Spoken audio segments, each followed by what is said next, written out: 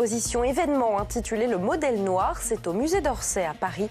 Exposition que nous commenterons avec notre invité.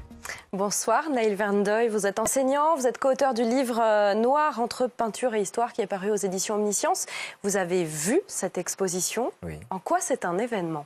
Alors c'est une exposition qui est pionnière en France. Alors on avait avec Grégoire Fauconnier déposé des bases avec ce livre en octobre 2018.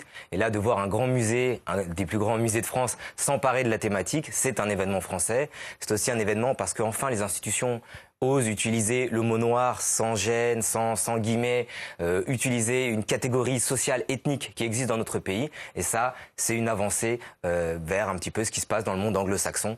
Donc on peut que s'en réjouir. Est-ce qu'il y a une dimension politique dans cette exposition ?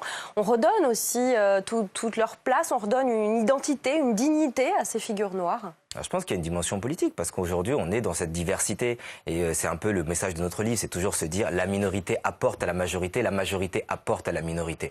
Et de ne plus nier l'existence de minorités, de groupes sociaux ethniques, de groupes sociaux sexualisés, de groupes sociaux religieux en France, c'est une avancée dans notre pays. Entre votre livre donc, qui est paru il y a quelques mois, entre cette grande exposition, ça veut dire que enfin les lignes bougent en France, enfin on est capable de regarder aussi derrière nous ? Alors je pense qu'on est capable. Alors elle bouge, mais elle bouge doucement. C'est-à-dire que c'est une exposition qui existait en 2008, pas la même, qui s'appelait Black is Beautiful, de Rubens à Dumas, qui existait à Amsterdam en 2008.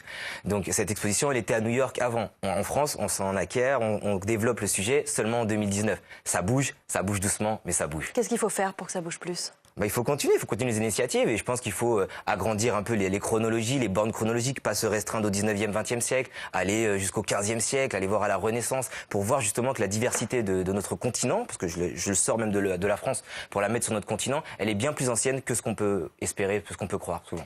Qu'est-ce qui personnellement vous a le plus marqué dans cette exposition, dans les choix artistiques, les choix des œuvres ? Alors je pense qu'on vient de voir Isolde Pludarmécher, l'une des commissaires de l'exposition, et je pense que la salle qu'elle a un peu dirigée avec son œil aguerri, c'est pour moi le parangon, un peu le point suprême de l'exposition, avec justement le modèle noir, le mode Manet, Olympia, qu'elle a réussi, je trouve, à mettre en abîme. C'est-à-dire que on voit derrière là, la domestique noire, qui est à l'arrière-plan chez Manet et qui, grâce à son travail, passe au premier plan dans cette exposition parce que elle est mise dans d'autres toiles. On la voit et on découvre cette Laure.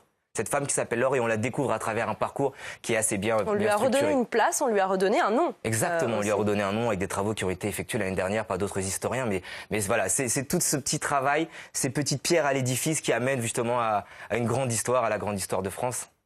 Merci beaucoup, Naël Vernedeuil, pour cet éclairage. Je rappelle que vous êtes l'auteur de l'ouvrage Noir entre peinture et histoire, que vous avez d'ailleurs amené avec vous, et c'est publié aux éditions Omniscience. Exactement. Merci beaucoup. Merci beaucoup.